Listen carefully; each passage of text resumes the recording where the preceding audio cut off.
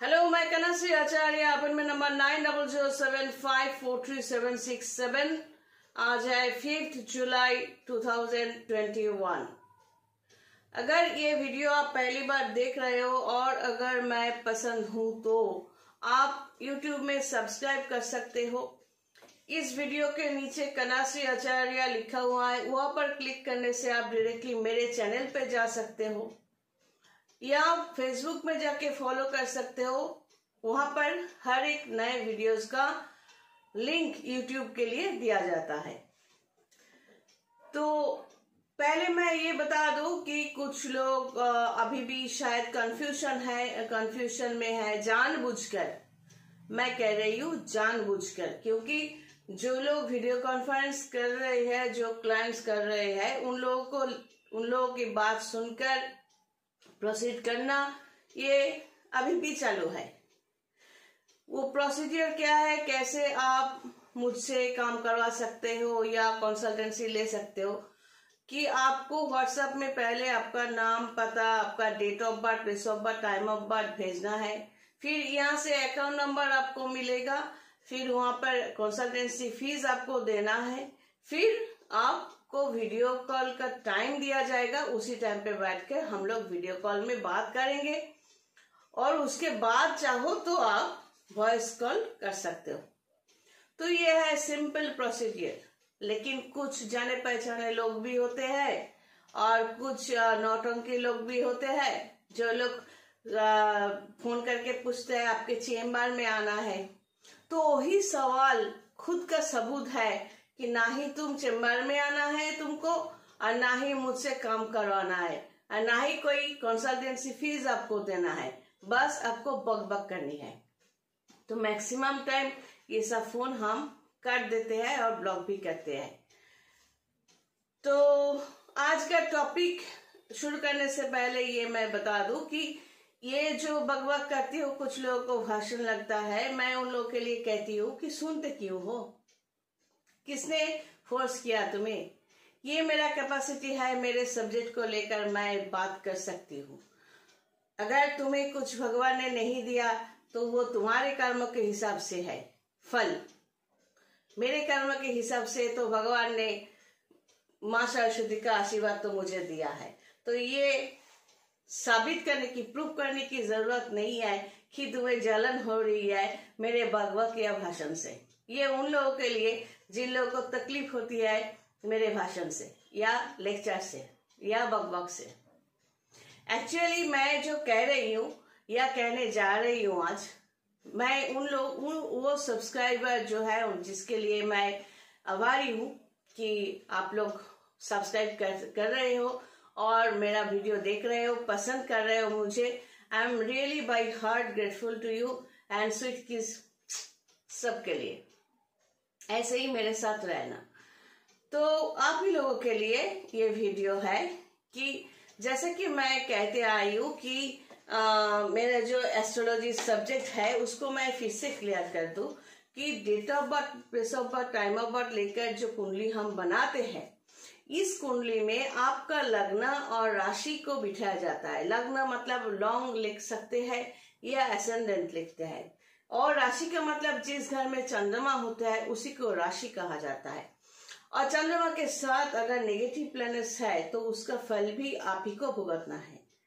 तो जो हम लोग इस जन्म में भोग या दुर्भोग कर रहे हैं, किसी अच्छे खासे फैमिली में पैदा हुए या गरीब फैमिली में पैदा हुए या कोई तकलीफ, फिजिकली तकलीफ, मेंटली तकलीफ, कुछ भी हो, तो हर एक जन अपने कर्म के हिसाब से पिछले जन्म में जो कर्म किया था, जो भगवान के नजर में ठीक सही नहीं था, तो उसी के हिसाब से फल लेकर हम इस जन्म में पैदा हुए, एक एक फैमिली चुनकर, या हमारे लिए चुना गया है उनके जरिए। तो यहाँ पर ये date of birth, place of birth, time of birth लेकर जो कुंडली हम बनाते हैं, कोष्ठी जो बोलता है, नॉट कुष्ठी, कोष्ठी जो बनाते हैं, तो उसमें जो प्लैनेटोरियल पोजीशंस, जो 9 प्लैनेट्स का जो पोजीशंस यहाँ पर बिठाया जाता है, उसी से पता चलता है कि एक इंसान का जन्म से लेकर मौत तक, मतलब मौत बोलकर यहाँ पर कुछ नहीं है, लेकिन मौत का इशारा यहाँ पर है। कैसे? कुछ कनेक्शंस है 6th हाउस का, 8th हाउस का, 12th हाउस का, ये सब नेगेटिव हाउस है यहाँ पर। तो इसमें कनेक्शन होने से उस इंसान के लिए बहुत तकलीफें उस टाइम पे पैदा हो जाते हैं। अगर उसमें जैसे कि दशा, अंतर्दशा, प्रतंत्र दशा, सुख दशा, प्राण दशा, ये सब दशा जो विचार होते हैं, इसके साथ ये हाउस अगर कनेक्ट हो जाते हैं और उसी टाइम पे ग्रह नक्षत्र का कनेक्शन भी नेगेटिवली हो जाते हैं, तो हम लोग समझ सकते हैं कि इस इंसान के लिए बहुत बहुत सारे मेंटल एंड फिजिकल प्रॉब्लम तैयार होने वाला है, जो शायद ये इंसान ओवरकम नहीं कर सकता। कैसे नहीं कर सकता? अगर उस इंसान का जन्म कुंडली में लग्न का स्ट्रेंथ नहीं है, राशि का स्ट्रेंथ नहीं है, तो डेफिनेटली वो इंसान उसको ओवरकम नहीं कर सकता। तो ये समझ सकते हैं कि वही शायद मौत है, मतलब ये शरीर उसको छोड़ना पड़ेगा दूसरे जन्म के लिए दुर्भोग या भोग करने के लिए। तो ये है ज्योतिष, बार बार कहते आयु समझाने की कोशिश की जा रही। तो यहाँ पर ये इस कनेक्शन को समझाने के लिए मैं थोड़ा एक कहानी मैं बहुत सीधे तरीके से आप लोगों को पहुंचाना चाहूंगी। जैसे कि धृतराष्ट्र जो है, महाभारत आप सभी जानते हैं, वो हमने नहीं बनाया। तो वो ये तो मानते हैं कि महाभारत तो सच ही है, कुरुक्षेत्र आज भी है। तो वहां पर धृतराष्ट्र को लेकर थोड़ा बात करते हैं, बस टच करके जाऊंगी। अगर फ्यूचर में हो सके तो और एक्सप्लेनेशन लेकर बाद में आऊंगी। तो सीधी सी बात है, धृतराष्ट्र के पूर्व जन्म के कारण के अनुसार वो अंधा होकर पैदा हुए। कैसे? पिछले जन्म में, जैसे महाभारत में कहा गया है, मैंने नहीं बनाया, मैं कॉपी पेस्ट कर रही हूँ, कि धृतराष्ट्र ने पिछले जन्म में राजा होकर उसने किसी हंस का आंखें जो है वो उठा लिया था, अपने चमचों से करवाया था, मतलब आंखें जो है वो नोच लिया था। फिर वो आंखें लेकर चला गया, तो वो हंस का मृत्यु है। फिर उसके जो बच्चे, हंस का जो बच्चा, उसका भी मौत हो गई। तो इसी का श्राप जो है, तो वो अंधा होकर पैदा हुआ। फिर एक के बाद एक जो है अन्याय इसने किया। फिर गांधारी को विधवा समझना, फिर उसके ऊपर ब्लेम करना, मतलब गांधारी का विवाह ये धृतराष्ट्र के साथ ये मंगलिक होने के कारण के वजह से शायद एक बकरी से पहले करवाया गया था। जैसे कि हमारे यहाँ कुछ रिचुअल है, तो जो भी है, तो धृतराष्ट्र ने गांधारी को शक किया, गांधारी पे शक किया, जैसे कि, लेकिन वो पतिव्रता थी। फिर गांधारी के जो भाई और बाप, उन लोगों को जेल में डालना, फिर खाना ना देना, मारने की कोशिश, फिर पांडव से उसका जो ग्राज, जो हिंसा है, उसका असर पांडव के साथ, फिर भीम को चालाकी से मारने की कोशिश, जहां पर श्री कृष्ण ने बचाया था, लोहे का भीम बनाकर उसके पास भेजा गया था, और धृतराष्ट्र ने असली भीम समझकर उसको ऐसे जकड़ लिया था, मारने की कोशिश की थी। तो उम्र के साथ साथ एक इंसान ने जो कुछ अन्याय करता गया, और लास्ट में जो वो हद पार कर दी, जब एक पुरुष अपने जगह पे नहीं रहकर एक नारी को सिर्फ बातों से नहीं, हाथों से भी उसका अपमान करने पे तुले होते हैं। हमारे इतिहास जो है वो साक्षी है कि उस इंसान का बर्बादी निश्चित हो जाते हैं।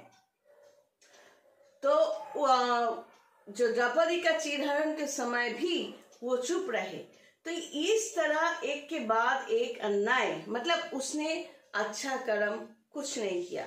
तो लेकिन हमारे इस ज्योतिष में 10th हाउस जो होते हैं, हमने जो कुछ पिछले जन्म में किया उसका फल लेकर, मतलब हम पैदा हुए, आप कुंडली बनवाओ या नहीं बनवाओ, आपको आप जैसा भोग करोगे या दुर्भोग करोगे उसका जो हिसाब ये कुंडली जो बना सकते हैं वो और उसको पढ़ सकते हैं उसको पता होता है। मतलब एक ज्योतिषी को पता होता है कि आप कैसे जिंदगी जीने वाले हो।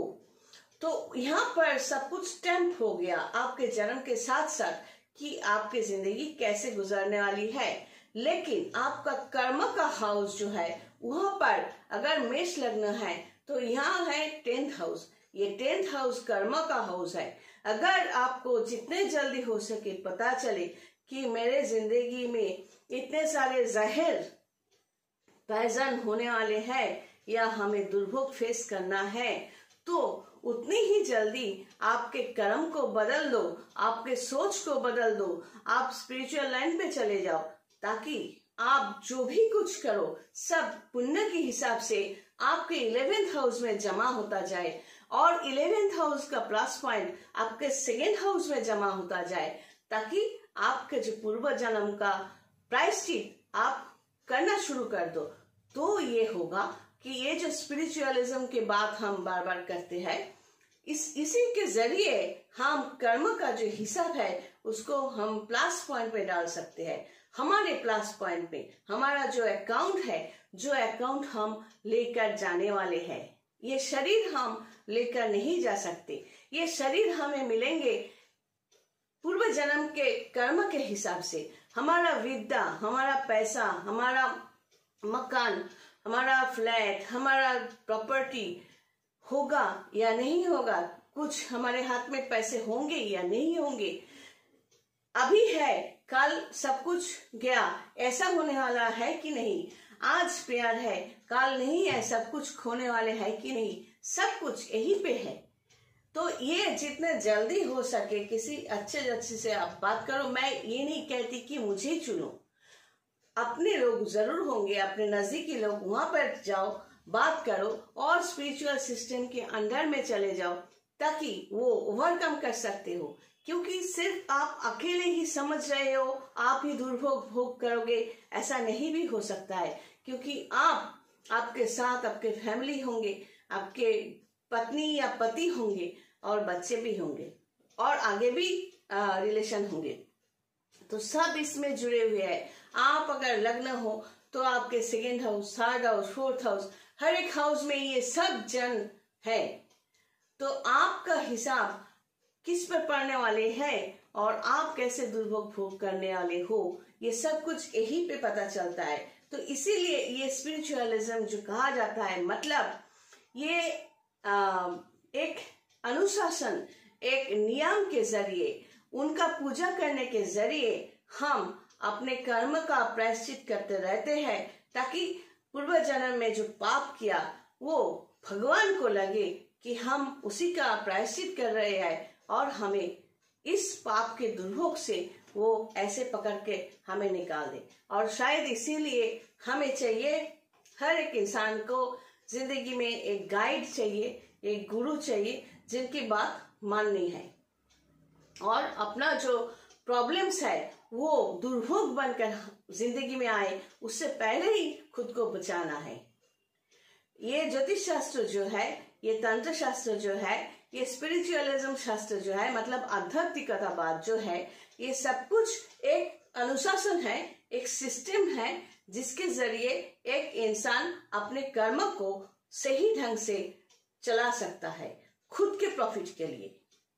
आप नियम को पालन करोगे अपने प्रॉफिट के लिए, मेरे प्रॉफिट के लिए नहीं। मेरा काम है इस विद्या को हमने जैसे जब्त किया, प्रैक्टिस किया, इसके हिसाब से हम सही सलाह आपको दे सकते हैं, उसके आगे हम कुछ नहीं कर सकते। आज यही तक। God bless and take care.